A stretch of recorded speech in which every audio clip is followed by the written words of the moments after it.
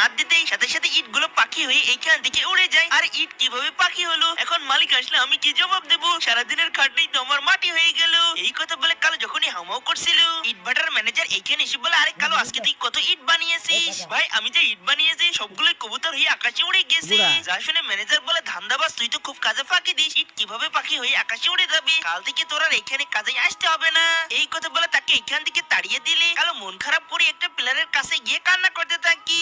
সাথে সাথে পিলারটি বলে ওঠে, আরে কালো তুমি মন খারাপ করো না, আল্লাহ তাআলা যা করে সবকিছু ভালোর জন্যই করে।